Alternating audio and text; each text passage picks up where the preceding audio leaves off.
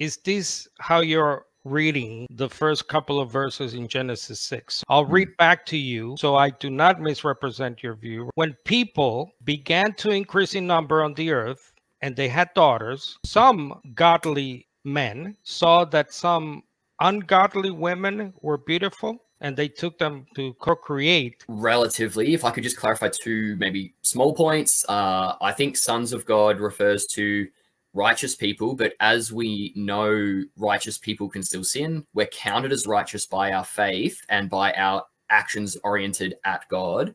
Doesn't mean we're perfect. You know, we're baptized, we still are capable of sin.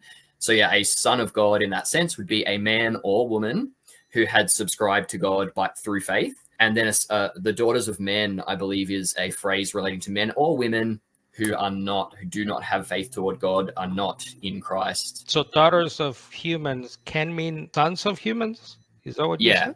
I think it's a phrase, like an idiom that would refer to men and women, potentially. Daughters of humans can refer to sons of humans? Sorry, I've never heard that. Do you have a verse for that? Or where does daughters mean sons? Look, I haven't done a search on the phrase daughters of men particularly. Well, I can tell you it could just be wives, but what I'm suggesting is it seems to just be idiomatic language. The sons of God married the daughters of men. That whole phrase together seems to be more of an idiom rather than being highly specific about the genders involved. Because sons of God, you know, from the New Testament obviously refers to women as well. You'd agree with that, right? Sons can be women in the New Testament. Yes, but again, you're making a false parallel. Like I already went through this. So let's move ahead. Basically, the opening verses of Genesis 6, humans doing what God commanded us to do, to multiply, be fruitful, right? Procreate, etc. So why does God say what he say in the following verse 3? So in other words, are the actions we are doing as humans in verses 1 and 2, is that what leads to God harsh judgment, not only on humanity, but in killing all things? So I believe you've got to keep reading the whole context. But yes, I believe the first two verses prep us to see that faithful people are becoming unequally yoked with the unfaithful. And if you take the whole Torah together, we see that people were actually having these unions and then sacrificing their children and things like that. We see in Leviticus 18 an example of that. But we are way before the commandments of Sinai. I mean, you're quoting me Law of Moses. In terms of context, though, the Torah was kind of compiled. The marriage commandments you're citing are not known in Genesis 6. Do we agree? Okay, yeah, yes. That in terms of the... Sorry, let me say this. Humanity is starting. We have to kickstart the whole thing. There's no commandment anywhere you can point to in the first chapters of Genesis anywhere.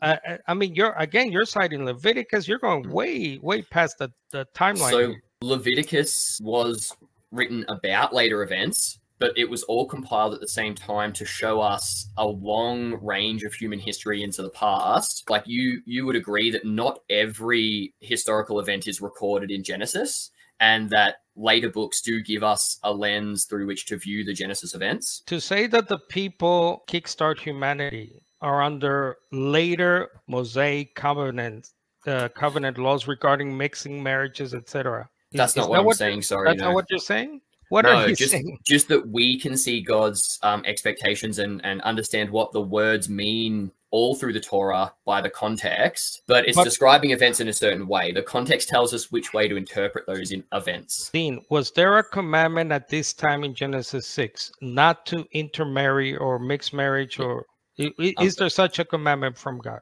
I believe yes. So Paul makes the argument in Romans that before the law of Moses, they were still under a law. There was death beforehand. So my view is that God's moral law has been there from the beginning, similar to Cain and Abel's sacrifices, one being accepted and one not. We don't have a direct command about sacrifice at that point, but then we get shown context later that helps show us why. But God obviously would have had specific commands for these people that they were aware of at the time. Okay. It's just all of human history isn't written down. In Genesis 9 after the flood, right? The commandment, the original commandment of Genesis, what was it? 1, to be fruitful and multiply, is repeated. So after God wipes out every human except the family of Noah. In Genesis 9:1, fruitful and multiply, fill the earth. The next verse is not God suddenly switching around and going, wait a minute, you guys are committing evil or something. Anyway, let me go beyond that to my next questions. You said the New Testament is commentary on the Old Testament, which I agreed. So why did you ignore completely Peter and Jude? I don't know that I did. Sorry. Your opening, you totally, yeah. I guess in my opening, with only a short time frame, I wanted to really establish my definitions and really establish some arguments for my position and against the other. Looking then to the context of individual passages, once I've got those definitions in place, is a bit easier. So I did respond to your opening statement in my rebuttal. You don't believe Peter and Jude are referring to Genesis 6? No, I do. Like I said in my rebuttal to your positions, I do believe it's referring to it. And I tried to show that I believe it's not saying those kept in chains only refers to the particular people or angels or spiritual beings from Genesis 6. I tried to show that in my rebuttal, but I wanted to have my definitions in place first because, like I said in my Q&A to you, angel, Elohim, sons of God, they can be interpreted too spiritually. So I want to really establish that before I went to analyze texts. Okay, so they do refer to before the flood, Peter and Jude, those references. 1 Peter 3, 2 Peter 2, and Jude. They are referring to the, okay, we agree. Take me through again to who the spirits, unqualified, usually angels, not humans. So Jesus goes down, it says, to speak to these spirits. So who are they? So my view is you cannot have a sinning angel, which I made some cases for in my opening and rebuttal. Isaiah 42, I just quickly read these two passages. I'm Yahweh, I've called you in righteousness, talking about the Messiah.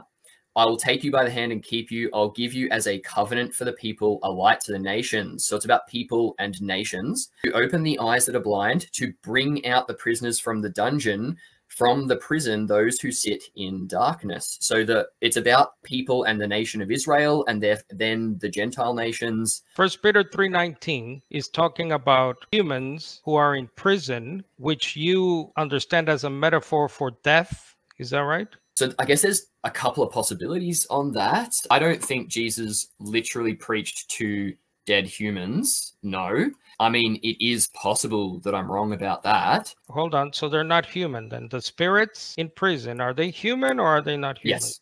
And Jesus speaks to these humans who are where and doing what or what? So during his 40 days of ministry after resurrection, but before his ascension. So we know that there was a period of time there, potential moment where he is preaching to those kept in darkness, which in John 3, he defines as those who love the darkness, the scribes, Pharisees, Israelites who love darkness, who are slaves to it. They are in chains. Yeah, you're changing what Peter's saying. Peter says he went and proclaimed to the spirits in prison, who in former times did not obey when God waited patiently in the days of Noah, not during his ministry, not post-resurrection. Why are you changing the timeline here? So that's what I tried to show in my rebuttal. I think there's a kind of disconnect there where he's talking about in the days of Noah, God's people did these kinds of actions, and he's doing that as a segue into baptism and the new covenant. But before that, he's talking about those kept in chains to show us he's referring to the Israelites, God's chosen people in general, not as a specific particular person or individuals. He's talking in a national sense, I believe there, that God's people are in chains. God's people are in darkness. But again, you're completely changing what 1 Peter 3 is saying. No, Peter 3 is very clear. These spirits, those who in the days of Noah committed some kind of sin. So let me advance this issue with 2 Peter 2. What or where is Tartarus? Yeah, so I think Tartarus isn't a literal place. I think Tartarus is just another word or reference to being dead in the ground in Sheol, not having life or something like that. So Tartarus is another name for the grave, for Sheol? Something like that. So Jesus said, let the dead bury their dead. They weren't literally dead. It was an analogy for them being spiritually dead. And so I think the same is probably going on here. People can check this, but what you just said is not agreed upon by anyone, I believe. that Tartarus equals shell and shell is Tartarus. That's just not something I've ever heard. And people I don't think it equals it. I think it's using a reference at the time. You just said it is Tartarus is shell. You just said that. In the sense that it's just an analogy to refer to people who are out of Christ, people who are not saved, people who are condemned, under condemnation, people who need the atonement of Christ. Why are people called angels who sinned in 2 Peter 2:4? Certain humans God appointed to certain responsibilities, like the king of Tyre was appointed to a certain responsibility, and it says that it's like he fell. He was meant to be a bright star, but he fell. He was appointed as an angel, a cherubim, and he fell. But humans can be appointed to high positions, not keep those positions, and fall from grace. It has nothing to do with positions. Angels, or angel means messenger. Yeah. Okay, you're saying they're human. So they're human messengers who sinned. Is that your position? More or less, yeah. Who are they representing, and what was their message during the days of Noah before the flood? Calling on the name of Yahweh. If you look all through the Torah, that's actually a repeated phrase, calling on the name of Yahweh. And to bear God's name, to bear Yahweh's name is actually one of the 10 commandments all throughout Scripture. Having Yahweh's name and bearing it is considered a sacred duty. And so you could be called an angel if you were bearing, carrying, transmitting God's name to people through your actions, your words, your preaching, your establishment of his words. Yeah, but we don't see the word. There's no angels before Genesis 6. There's no angels in Genesis 4. They're messengers because they carry the name of God. Is that what you're saying? Yeah, that would be part of the whole package. Yeah, but that's not a definition of messenger, Dean. Let me ask you this last question. I only have a minute or Malak so. can also be representative. If you look up Strong's or any of the lexicons, messenger, Malak, you're a messenger. You're bringing a message of someone or representing someone. Yeah. Who before Africanus? So Africanus is what, 3rd century AD or so. Who before him, who I believe, or most that I've read, see as progenitor, the one who first introduced the angels as humans. Anyone before him that held the view that you're espousing now, or sons of Seth, or whatever you want to call them? Specifically about Genesis 6, and I think that's the first reference we still have. So it comes that's my point. It comes in terms of our manuscript evidence. It comes from a vacuum, but I'm talking about the people in terms of testimony. You got Qumran, you got Philo, BC times, you got Josephus, you got the so-called church fathers, who, by the way, I do not, just to your point about Michael Heiser and others, just because I agree with, some people on one point doesn't mean I endorse everything else. Yeah. I do not endorse Philo and his crazy theology, as you know. So my point is, it does come in a vacuum. Africanus is the one who all of a sudden breaks tradition, breaks the understanding that was very clear from not only BC times, earliest AD Christians. In a vacuum refers to our manuscript traditions, at the historical records we have.